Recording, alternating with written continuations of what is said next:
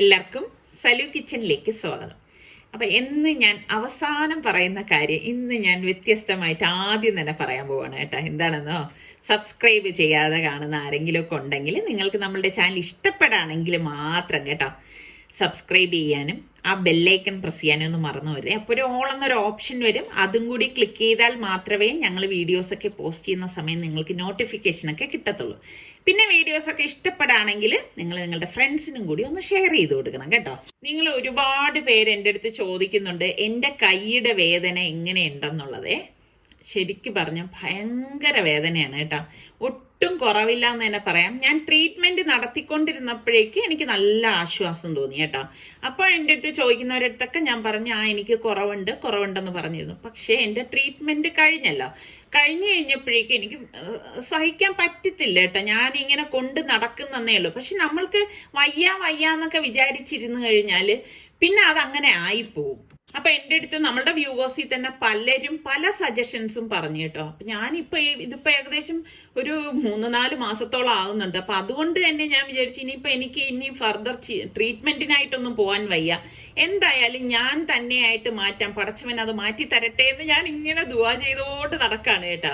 അപ്പൊ ഞാൻ വെറുതെ ഇരിക്കുന്നില്ല. രോഗം എന്നും വിചാരിച്ചിരുന്നു കഴിഞ്ഞാൽ ഒരു കാര്യവും നടക്കത്തില്ല. എപ്പോഴും നമ്മൾ ആക്റ്റീവായിട്ട് ഇരിക്കുക. അപ്പൊ പിന്നെ ഇതിൽ നിന്നൊക്കെ ഒരു മുക്തി നേടുമല്ലോ. അങ്ങനെ രാവിലെ തന്നെ നിസ്കാരം ഓതലും ഒക്കെ കഴിഞ്ഞ് നിസ്സാറിക്ക പള്ളിയിലല്ലേ പോണ നിസ്കരിക്കാൻ. അപ്പൊ ആ സമയമാണ് ഞാൻ ഇതെല്ലാം കഴിഞ്ഞിട്ട് വന്നിട്ട് ഞാൻ വിചാരിച്ചു എന്തായാലും ഷീറ്റും ഈ ഒരു കുഷന്റെ കവറുകളും ഒക്കെ ഒന്ന് മാറ്റി വെക്കാമെന്ന്. കാരണം എന്ന് വെച്ചാൽ ഇതൊക്കെ ചേഞ്ച് ചെയ്യുമ്പോൾ നമ്മളെപ്പോഴും നമുക്ക് ഇഷ്ടമുള്ള ജോലികൾ ചെയ്യുമ്പോൾ നമുക്ക് ഭയങ്കര മനസ്സിന് സന്തോഷം കിട്ടും കേട്ടോ.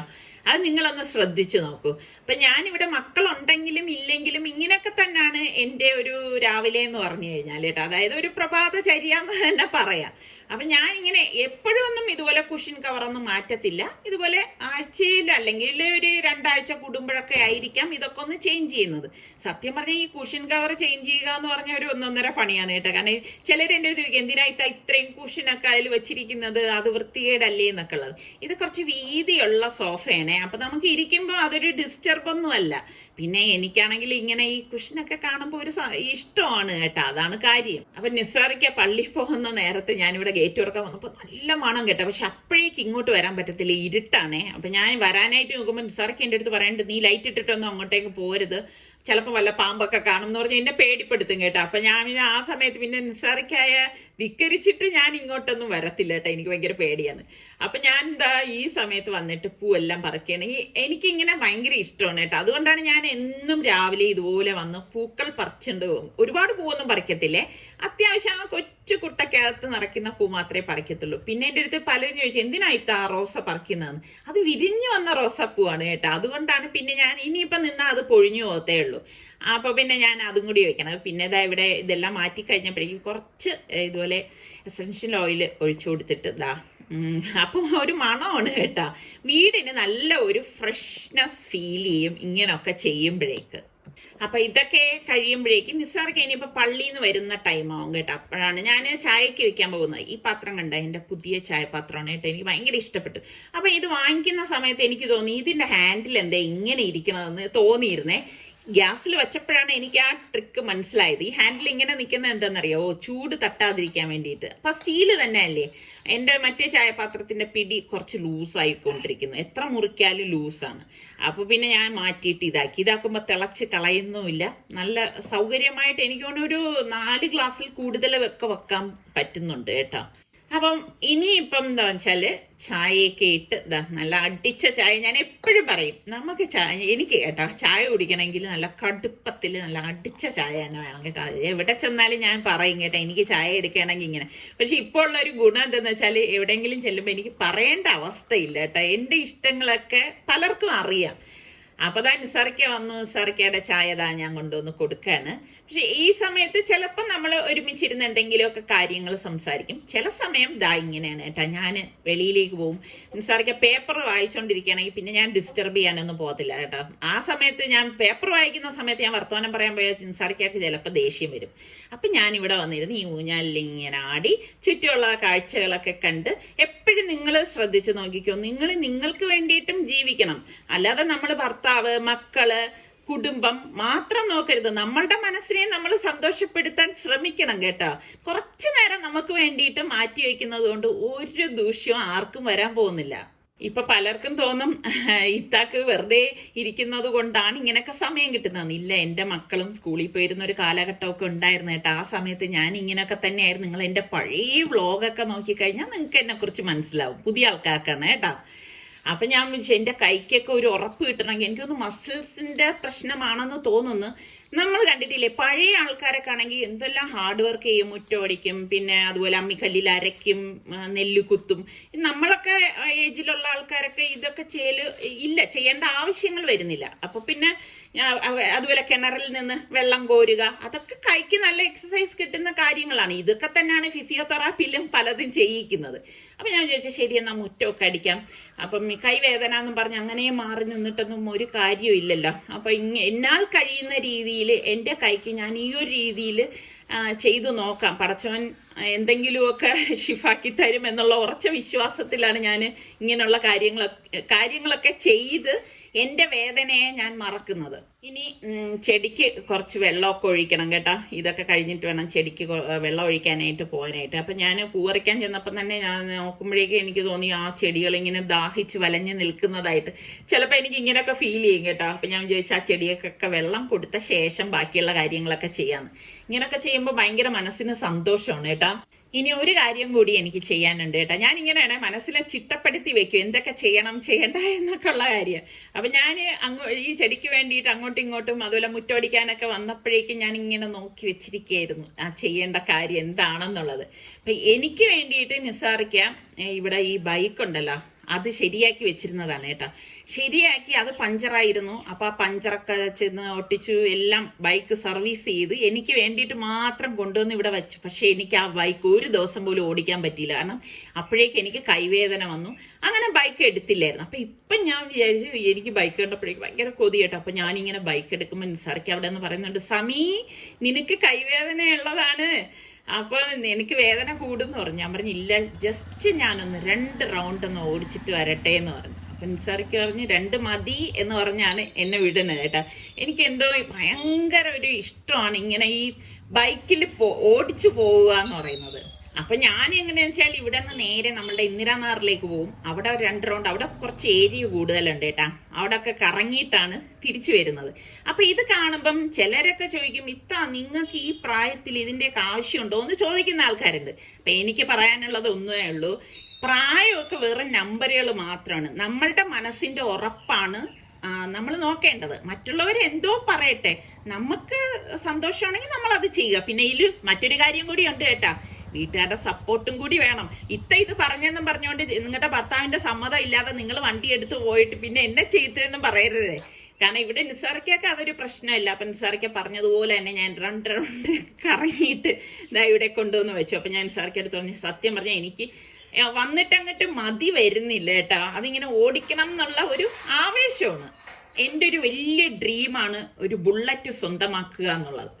അത് ഇൻഷാല്ല എന്തെങ്കിലും സാധ്യമാകുമായിരിക്കാം. അപ്പം ഞാൻ പോകുന്നതിന് മുൻപ് തന്നെ വാഷിംഗ് മെഷീനിൽ തുണി ഇപ്പം നമ്മൾ ബെഡ്ഷീറ്റ് മാറ്റിയതും കുഷൻ കവറും ഒക്കെ ഇട്ടിട്ടാണ് പോയത് കേട്ടാ. നമ്മൾ കയ്യോടെ തന്നെ എല്ലാം അപ്പോഴപ്പോഴേ ചെയ്യേണ്ട ജോലികൾ ചെയ്ത് തീർക്കുകയാണെങ്കിൽ നമുക്ക് സത്യം പറഞ്ഞാൽ ഒരുപാട് സമയം കിട്ടും കേട്ടാ. ഒന്ന് ഞാൻ എപ്പോഴും പറയുന്നതാണ്, നമ്മൾ രാവിലെ തന്നെ എഴുന്നേക്കാൻ നോക്കണം, പിന്നെ കയറി കിടന്ന് ഉറങ്ങരുത് കേട്ടാ. അതൊക്കെ നമ്മളുടെ വീടിന്റെ ഐശ്വര്യം എന്ന് പറഞ്ഞാൽ പെണ്ണുങ്ങള് പ്രത്യേകിച്ച് ഞാൻ അങ്ങനെ പറയും കേട്ടാ. പെണ്ണുങ്ങള് നമ്മൾ എഴുന്നേറ്റ് കഴിഞ്ഞാൽ പിന്നെ കയറി കിടന്ന് ഉറങ്ങാതെ നമ്മൾ നല്ല ആക്റ്റീവായിട്ടിരിക്കാൻ നോക്കണം. അപ്പൊ നമ്മളുടെ റിച്ചുമോൻ വന്നിട്ടുണ്ട് കേട്ടോ. അപ്പൊ അവന് ഭയങ്കര ചുമയാണ്. അപ്പം അവന് വേണ്ടിയിട്ട് ഞാൻ കാപ്പി ഉണ്ടാക്കിയത് ഞാൻ ഷോർട്ടിൽ ഇട്ടിട്ടുണ്ടായിരുന്നു. അപ്പൊ ഞാൻ ഒരു പാനിലേക്ക് ഓയിൽ ഒഴിച്ച ശേഷം 1 ടേബിൾ സ്പൂൺ പെരിഞ്ജീരകം ഇട്ട് പൊട്ടിക്കുകയാണ്. അതിനുശേഷം നമുക്ക് വറ്റൽ മുളക് ഇതിലേക്ക് ഇട്ട് കൊടുക്കാം കേട്ടോ. വറ്റൽ മുളകും കൂടി ഇട്ട് കൊടുക്കണം. അപ്പൊ അവനുള്ളത് കൊണ്ടാണ് ഇന്നിപ്പോ ഞാൻ സ്പെഷ്യൽ ഫുഡ് ഉണ്ടാക്കാൻ. വലിയ സ്പെഷ്യലൊന്നും അല്ല കേട്ടോ. വറ്റൽമുളക് നീളമുള്ള വറ്റൽമുളക് ആയതുകൊണ്ട് ഞാനൊന്ന് ഇതുപോലെ ഒന്ന് കട്ട് ചെയ്ത് ഇട്ട് കൊടുക്കാണ്. അതിനുശേഷം നമുക്ക് കുറച്ച് കറിവേപ്പിലയും കൂടി ഇതിലേക്ക് ഇട്ട് കൊടുക്കണം. അപ്പൊ ഞാൻ ഇന്നലെ രാത്രി തന്നെ ചിക്കൻ മാരിനേറ്റ് ചെയ്ത് ഫ്രിഡ്ജിലേക്ക് വെച്ചിട്ടുണ്ടായിരുന്നേ. ഇത് ഇഞ്ചി വെളുത്തുള്ളി പേസ്റ്റ്, മുളക് പൊടി, മഞ്ഞൾപ്പൊടി, ഗരം മസാല, പിന്നെ പെരിഞ്ജീരകപ്പൊടി, ഉപ്പ്, ഇത്രയും കൂടി ചേർത്താണ്. വേറൊന്നും ഞാൻ ചേർത്തിട്ടില്ല കേട്ടോ. എന്നിട്ട് നമുക്ക് ദാ ഈ ചിക്കൻ ഇതുപോലെ ഇട്ട്, ഒരുപാട് ഓയിൽ ഞാൻ ഒഴിച്ചിട്ടില്ല, അത് നിങ്ങൾ കണ്ടല്ലേ എത്രയാണ് ഒഴിച്ചതെന്നുള്ളത്. അതിലിട്ട് വരട്ടി ഒന്ന് ഫ്രൈ ആക്കി എടുക്കുകയാണ് ചെയ്യണത് കേട്ടോ. അപ്പൊ റിച്ചുവിന് ഇപ്പം ഞാൻ പറഞ്ഞില്ലേ സ്റ്റഡി ലീവാണ്, അവന് നല്ല ചുമയാണ്. അപ്പൊ അവന് വേണ്ടിയിട്ട് ഞാൻ ചുക്ക് കാപ്പി ഉണ്ടാക്കിയത് ഞാൻ എൻ്റെ ഷോർട്ടിൽ ഇട്ടിട്ടുണ്ടായിരുന്നു. അപ്പൊ കാണാത്തവരുണ്ടെങ്കിൽ ഒന്ന് കണ്ടു നോക്ക് കേട്ടോ. അപ്പൊ പനിയൊക്കെ ഉള്ളപ്പോഴും ചുമയ്ക്കും ഒക്കെ നല്ല കാപ്പിയാണ്. അപ്പൊ ഞാൻ വിചാരിച്ചു ഇന്നിപ്പം ഇടിയപ്പം ഉണ്ടാക്കാന്ന് കരുതി അവന് കൊടുക്കാൻ വേണ്ടിയിട്ടേ. അവൻ ഇതുപോലെ വരുന്ന സമയത്തല്ലേ പറ്റും. പിന്നെ നമ്മൾ 3 പേര് മാത്രമല്ലേ ഉള്ളൂ, അതുകൊണ്ട് തന്നെ ഒരുപാടൊന്നും മാവ് എടുക്കുന്നില്ല, ആവശ്യത്തിന് മാത്രം എടുത്തിട്ട് കുഴച്ചെടുത്തിട്ടാണ് ഞാൻ ഇടിയപ്പം ഉണ്ടാക്കിയെടുക്കാനായിട്ട് പോണത്. പിന്നെ ഫാബിമോളുടെ വിശേഷം എല്ലാവരും ചോദിക്കുന്നുണ്ട്. അൽഹംദുലില്ലാ മോള് സുഖമായിട്ടിരിക്കുന്നുണ്ട്. അപ്പൊ ഇതിനിടയിൽ ഞാൻ ചിക്കൻ ഇതുപോലെ ഒന്ന് ഇളക്കി ഫ്രൈ ചെയ്തെടുക്കാനായിട്ട് പോവാണ് കേട്ടോ. പിന്നെ ഫാബിമോളാണെങ്കിൽ ഇങ്ങോട്ട് വന്നോളാൻ വയ്യാതിരിക്കുകയാണ്, എന്ന് വിളിക്കുമ്പോൾ പറയും കേട്ടോ. അപ്പൊ ഞാൻ പറഞ്ഞു മോളെ ഇപ്പം റിച്ചുവിന് ചുമയാണ്, അതുകൊണ്ട് ഇങ്ങോട്ടേക്ക് വരണ്ടെന്നാണ് പറഞ്ഞിരിക്കുന്നത്. അപ്പൊ ഞാൻ ഇതാ ഇടിയപ്പം ഒന്ന് കറക്കി എടുക്കണേ. ഇതൊക്കെ ഞാൻ മനഃപൂർവ്വം ഇന്ന് ഇടിയപ്പം ആക്കിയതാണ്, എന്റെ കൈക്കൊരു ബലം കിട്ടാൻ വേണ്ടിയിട്ട് ചെയ്യണ കാര്യമാണ് കേട്ടോ. ശരിയോ തെറ്റോ എന്നൊന്നും എനിക്കറിയത്തില്ല. പിന്നെ നമ്മൾ എപ്പോഴും ചെയ്യേണ്ടത് ടൈം മാനേജ്മെന്റ്. ഇപ്പൊ എനിക്ക് ഇത്രയും ജോലി ഞാൻ രാവിലെ മുതൽ ചെയ്തിട്ടും ഇപ്പൊ ദാ കറക്റ്റ് കാപ്പി പലഹാരം എടുക്കുന്ന ടൈം മാത്രമേ ആയിട്ടുള്ളൂ കേട്ടോ. അപ്പൊ നമ്മൾ ഇതുപോലെ കാൽക്കുലേറ്റ് ചെയ്ത് സമയം, അതായത് അഡ്ജസ്റ്റ് ചെയ്താൽ നമുക്ക് റിലാക്സ് ചെയ്യാനും സമയം കിട്ടും, നമ്മളുടെ ജോലികളെല്ലാം വൃത്തിക്കും വെടിപ്പോടെയും ചെയ്ത് തീർക്കാനും കഴിയും. പിന്നെ പാത്രങ്ങളാണെങ്കിൽ നമ്മൾ എടുക്കുന്നതനുസരിച്ച് അപ്പോഴപ്പോഴങ്ങ് കഴുകി മാറ്റി വെച്ച് കഴിഞ്ഞാൽ നമ്മൾ ശരിക്കും പറഞ്ഞാൽ ആരും ഡിപ്പെൻഡ് ചെയ്യേണ്ട കാര്യമൊന്നും ഇല്ല കേട്ടാ. നമ്മളുടെ കാര്യങ്ങൾ നമ്മൾ തന്നെ ചെയ്യുക. പിന്നെ മക്കളടുത്തൊക്കെ പറയുക, അവരാൽ കഴിയുന്നപ്പോൾ അവരൊരു ചായ കുടിച്ചു കഴിഞ്ഞാൽ ആ ഗ്ലാസ് അവരൊന്ന് കഴുകി വെക്കാൻ പറയുക. അപ്പൊ ആദ്യം ചിലപ്പോൾ അവർ കേൾക്കത്തില്ലായിരിക്കും, പക്ഷെ 2-3 പ്രാവശ്യം നമ്മൾ അവരെടുത്ത് സ്നേഹത്തിൽ പറയുമ്പോൾ തീർച്ചയായിട്ടും അവര് അങ്ങനെയുള്ള കാര്യങ്ങളൊക്കെ ചെയ്യും. ഇപ്പൊ നമ്മൾ സുഖമില്ലാതിരിക്കുകയാണെങ്കിൽ പറയുമ്പം അപ്പൊ അവർ വിചാരിക്കും അമ്മക്ക് വയ്യാത്തതല്ലേ എന്ന് കരുതിയിട്ട് മക്കളും നമുക്കൊപ്പം നിൽക്കും. അപ്പൊ ഇതാണ് നമ്മളുടെ ഇന്നത്തെ ബ്രേക്ക്ഫാസ്റ്റ് എന്ന് പറയുന്നത്. ഇടിയപ്പവും ഈ ചിക്കൻ ഫ്രൈയും തന്നെയാണ് കേട്ടോ, വേറെ കറികളൊന്നുമില്ല. പിന്നെ ഇവിടെ നിസാറിക്കാക്കും മക്കൾക്കൊന്നും അങ്ങനെ വലിയ നിർബന്ധങ്ങളൊന്നും ഇല്ല കേട്ടോ, ഇന്നത് തന്നെ വേണം എന്നൊന്നും. അത് തന്നെ അൽഹംദുലില്ലാ വലിയ കാര്യമാണ്. അപ്പൊ ഇനിയിപ്പൊ ഞങ്ങൾ കാപ്പി കുടിക്കാൻ പോവുകയാണ് കേട്ടോ. ഞാനും നിസാറിക്കയും കൂടി കൊല്ലം കരുനാഗപ്പള്ളി വരെ പോവുകയാണ്. അവിടെ ഒരു ബേക്കറി ആൻഡ് റെസ്റ്റോറന്റിന്റെ ഉദ്ഘാടനമുണ്ട്. ഉദ്ഘാടകൻ ഞാനല്ല, അവിടുത്തെ സ്ഥലം MLA ആണ്. എന്നെ ഗസ്റ്റ് ആയിട്ടാണ് ക്ഷണിച്ചിരിക്കുന്നത്. അപ്പൊ അങ്ങനെ ഞങ്ങൾ അവിടെ എത്തി. പോകുന്ന വഴിയിൽ തന്നെ നല്ല ട്രാഫിക് ബ്ലോക്ക് ഒക്കെ ഉണ്ടായിരുന്നു കേട്ടോ. പിന്നെ ഈ മൂടിക്കെട്ടിയ ഒരു കാലാവസ്ഥയും കൂടിയായിരുന്നു. അപ്പൊ കറക്റ്റ് ടൈമിന് തന്നെ ഞങ്ങൾ അവിടെ എത്തിയിട്ടുണ്ടായിരുന്നു. അപ്പൊ അവിടെ എത്തിയപ്പോഴേക്ക് അതാ ഓരോരുത്തരായിട്ടൊക്കെ ഇങ്ങനെ എല്ലാവരും വന്നു തുടങ്ങിയിട്ടേ ഉണ്ടായിരുന്നുള്ളൂ. അങ്ങനെ MLA വന്നു, ഇതാ ഉദ്ഘാടനം ചെയ്യുവാണ്. ആ ഒരു ടൈം ആയപ്പോഴേക്ക് ചെറുതായിട്ട് മഴ പെയ്തു തുടങ്ങി കേട്ടോ. അപ്പോ ഇതാ ഉദ്ഘാടനം കഴിഞ്ഞിട്ട് അകത്തേക്ക് പോവാണ്. ഞങ്ങള് വരുമ്പോ റിച്ചുവിനെയും കൂടി കൊണ്ടുവരണം എന്നൊക്കെ വിചാരിച്ചിരുന്നതാണ്. പക്ഷെ അവന് ചുമയായത് കാരണം പിന്നെ അവനെ കൂട്ടിയില്ല. പിന്നെ വേറൊരു കാര്യം എന്ന് പറഞ്ഞു കഴിഞ്ഞാൽ ഇതുപോലെയുള്ള ഫംഗ്ഷനുകളിലൊക്കെ പോകുമ്പോഴേക്ക് വിളിച്ചു കഴിഞ്ഞാലൊന്നും വരത്തില്ല കേട്ടോ. അത് വേറൊരു കാര്യമാണ്. എങ്ങനെയൊക്കെ ഒന്ന് വാ മോനെ എന്ന് വിളിച്ചാലും പറയും വേണ്ട നിങ്ങൾ പോയാൽ മതി. അങ്ങനെ ആ ഉദ്ഘാടനം കഴിഞ്ഞ ശേഷം അകത്തേക്ക് വന്നപ്പോഴേക്ക് റെസ്റ്റോറന്റിന്റെ അവിടെ ഇതുപോലെ റിബൺ കെട്ടിയിട്ടുണ്ട്. അപ്പൊ ജെസ്സി പറഞ്ഞു എന്റെ അടുത്ത് ഉദ്ഘാടനം ചെയ്യാം. അപ്പൊ ഞാൻ പറഞ്ഞില്ല, ജെസ്സിയും കൂടി വരൂ എന്ന് പറഞ്ഞു. കാരണം ഏതൊരു വീട്ടമ്മയ്ക്കും അവരുടെ സംരംഭത്തിൽ ഭാഗമാകണം എന്ന് മനസ്സിൽ വലിയ ആഗ്രഹമായിരിക്കുമല്ലോ. അപ്പൊ അത് കണ്ടറിഞ്ഞ് ചെയ്യേണ്ടത് നമ്മുടെ കടമയാണ്. അപ്പൊ അവിടത്തെ വാളിൽ ഇതുപോലെ കുറെ ഫോട്ടോ ഫ്രെയിം ഒക്കെ വെച്ചിട്ടുണ്ട്. നല്ല വിശാലമായുള്ള റെസ്റ്റോറന്റ് കേട്ടോ. അതുപോലെ തന്നെ നല്ല വിശാലമായിട്ടുള്ള ഒരു കിച്ചനും അതുപോലെ തന്നെ അറബിക് മജ്ലിസും എല്ലാം ഉണ്ട്. അപ്പൊ ഇത് അവിടുത്തെ പാർട്ടി ഹാളിന്റെ ഉദ്ഘാടനം അവിടുത്തെ ഉസ്താദാണ് നിർവഹിക്കുന്നത്. അപ്പൊ അങ്ങനെ അത് നിർവഹിച്ച ശേഷം അവരൊക്കെ അങ്ങോട്ട് പോവുകയാണ്. അപ്പൊ അത്യാവശ്യം നല്ല തിരക്കുണ്ടായിരുന്നു. എനിക്ക് തോന്നുന്നു മഴ ഈ സമയമൊക്കെ ആയപ്പോഴേക്കും മഴയുടെ ശക്തിയും കൂടിയേട്ടാ. മഴ കൂടി ഇല്ലായിരുന്നുവെങ്കിൽ കുറച്ചുകൂടി ക്രൗഡ് ഉണ്ടായിരുന്നേനെ. അപ്പോ ഇതാണ് ആ പാർട്ടി ഹാൾ എന്ന് പറയുന്നത്. അപ്പോ പിന്നെ അവിടെ എന്തൊക്കെയോ ഫങ്ഷൻസ് ഒക്കെ നടക്കുന്നുണ്ടായിരുന്നു കേട്ടോ. അപ്പൊ ഞാൻ അവിടേക്ക് നിന്നില്ല, ഇതൊക്കെ ഒന്ന് കാണാനായിട്ട് ഞാൻ ഇങ്ങനെ ചുറ്റിക്കറങ്ങി നടക്കുകയായിരുന്നു. പിന്നെ നമ്മളുടെ കുറെ വ്യൂവേഴ്സും ഉണ്ടായിരുന്നു. ഭയങ്കര സന്തോഷമായി. കാരണം ഒരുപാട് പേരെ നമുക്ക് ഇതുപോലെയൊക്കെ വരുമ്പോഴേക്ക് കാണാൻ സാധിക്കുന്നു എന്നുള്ളത് വലിയ സന്തോഷമുള്ള കാര്യം തന്നെയാണ്. അപ്പൊ അതിൽ പലരും എന്നെ കുറെ കാലമായിട്ട് കാണാൻ ആഗ്രഹിച്ചിരുന്നവരാണ് എന്നൊക്കെ പറഞ്ഞു.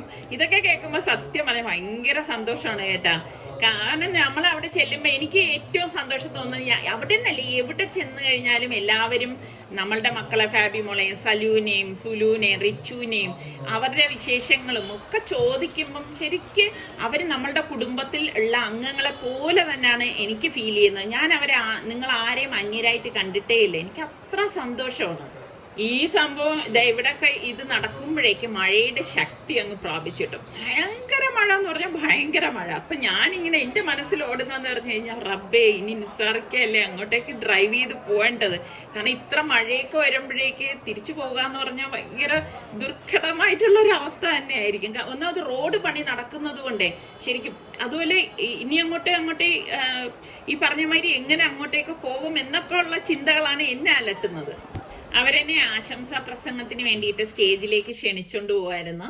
അപ്പൊ ഞാന് പറഞ്ഞു ഞാൻ വലിയ പ്രാസംഗികയൊന്നുമല്ല, എനിക്ക് അങ്ങനെ പ്രസംഗിക്കാനൊന്നും അറിയത്തില്ല കേട്ടോ. ഉള്ള കാര്യം ഉള്ളതുപോലെ പറയുക, അത്ര മാത്രമേ ഉള്ളൂ. അപ്പൊ എനിക്കറിയുന്ന കാര്യങ്ങൾ ഞാൻ അവിടെ 2 വാക്ക് സംസാരിച്ചു. അപ്പം എനിക്കിങ്ങനെ അല്ലാതെ ഇങ്ങനെ ഒഫീഷ്യലായിട്ടൊന്നും സംസാരിക്കാൻ അറിയുന്ന ഒരാളൊന്നുമല്ല. അപ്പൊ അവര് ഗസ്റ്റിനൊക്കെ മൊമെന്റോ തരുവാണ്. അങ്ങനെ ഇപ്പോ എന്റെ മൊമെന്റോ ആണ് തരുന്നത്. ഇതൊക്കെ വളരെ സന്തോഷമുള്ള നിമിഷങ്ങളിൽ പെട്ടത് തന്നെയാണ്. അപ്പൊ ഞാൻ ഇത് എവിടെയാണ് ഈ ഒരു സ്ഥാപനം ഉള്ളതെന്ന് ഇതുവരെ പറഞ്ഞില്ലല്ലോ. നമ്മളുടെ കൊല്ലം കരുനാഗപ്പള്ളിയിൽ പുതിയ കാവില് ഓല ഇലക്ട്രിക് സ്കൂട്ടറിന്റെ ഷോറൂം ഉണ്ട്. അതിനോട് ചേർന്നിട്ടാണ് ഈ ഒരു ബേക്കറിയും റെസ്റ്റോറന്റും ഉള്ളത് കേട്ടോ. അപ്പം ഇവരിവിടേക്ക് എന്നെ ക്ഷണിച്ചപ്പോഴേക്ക് ഞാൻ ഓക്കെ പറയാനുള്ള മെയിൻ കാര്യം എന്താന്ന് വെച്ചാല് ഞാൻ വിചാരിച്ചു നമ്മളുടെ റിച്ചു ഇവിടെ ഹോസ്റ്റലിലല്ലേ, അപ്പം അന്ന് റിച്ചുവിനെയും കണ്ടിട്ട് റിച്ചു വരുന്നെങ്കിൽ കൂട്ടിക്കൊണ്ട് പോവുകയും ചെയ്യാം എന്നൊക്കെ ഉള്ള ഉദ്ദേശത്തിലാണ് അന്ന് ഞാൻ പറഞ്ഞത്. പക്ഷെ റിച്ചു സ്റ്റഡി ലീവായിട്ട് ഇങ്ങനെ നേരത്തെ വരും എന്നുള്ളത് എനിക്കറിയത്തില്ലായിരുന്നു കേട്ടോ. അപ്പൊ ഇതാ കണ്ടോ, വെളിയിൽ നല്ല മഴ പെയ്തോണ്ടിരിക്കുകയാണ് കേട്ടോ. ശരിക്കും ഇത് ഹൈവേ ഇല്ലേ അതിന്റെ സൈഡിൽ തന്നെയാണ് കേട്ടോ. എന്തായാലും നല്ല ഒരു ആംബിയൻസ് ഒക്കെ ഉള്ള ഒരു റെസ്റ്റോറന്റ് ആണ് കേട്ടോ. ഇനിയിപ്പം ഇതിപ്പോ ഉദ്ഘാടനം ഇപ്പോൾ കഴിഞ്ഞതല്ലേ ഉള്ളൂ. അപ്പൊ എനിക്ക് തോന്നുന്നു ഒരു 2 ദിവസമൊക്കെ കഴിയും ശരിക്കും അതങ്ങ് ആക്റ്റീവ് ആവാനായിട്ട്. ഏതൊരു സംരംഭം അങ്ങനെ തന്നെയാണല്ലോ. അപ്പോൾ അവിടെ എന്തൊക്കെ ഞാൻ നേരത്തെ പറഞ്ഞില്ലേ, കലാപരിപാടികളും ഒക്കെ നടക്കുന്നുണ്ടായിരുന്നു. അപ്പൊ നമ്മൾ പിന്നെ കാത്തു നിന്നില്ല, കാരണം ഇനി ഞങ്ങൾക്ക് ട്രിവാൻഡ്രം വരെ വരാനുള്ളതാണ്. അപ്പൊ അതുകൊണ്ട് ഞങ്ങൾ യാത്രയൊക്കെ പറഞ്ഞിട്ട് അവിടെ നിന്ന് തിരിച്ചു. അപ്പൊ ഇതൊക്കെയാണ് നമ്മളുടെ ഇന്നത്തെ വിശേഷങ്ങൾ എന്ന് പറയുന്നത്. ഇനി ട്രിവാൻഡ്രം വരെ എത്തണം. കണ്ട രാത്രിയായി, നല്ല മഴയും പെയ്യാണ്. അപ്പം ഇനി എങ്ങനെയാണെന്നൊന്നും അറിയത്തില്ല. നമ്മുടെ സൽമാൻ ഉണ്ടായിരുന്നെങ്കിൽ ഈ ഒരു പാടൊന്നും ഇല്ല കേട്ടോ. അങ്ങനെ ഞങ്ങൾ ട്രിവാൻഡ്രം എത്തിയപ്പോൾ നമ്മളുടെ ട്രിവാൻഡ്രത്തെ ലുലു കണ്ടോ, അടിപൊളി കേട്ടോ. ക്രിസ്മസ് പ്രമാണിച്ചാണെന്ന് തോന്നുന്നു ഈ ഒരു കളർ തീം. അടിപൊളി, നല്ല രസമുണ്ട് കേട്ടോ കാണാനായിട്ട്. പിന്നെ ഒരു കാര്യം, ഇന്നത്തെ വീഡിയോ ഇഷ്ടപ്പെട്ട ഇപ്പൊ തന്നെ ഒന്ന് ലൈക്ക് ബട്ടൺ പ്രസ് ചെയ്തേക്കണേ.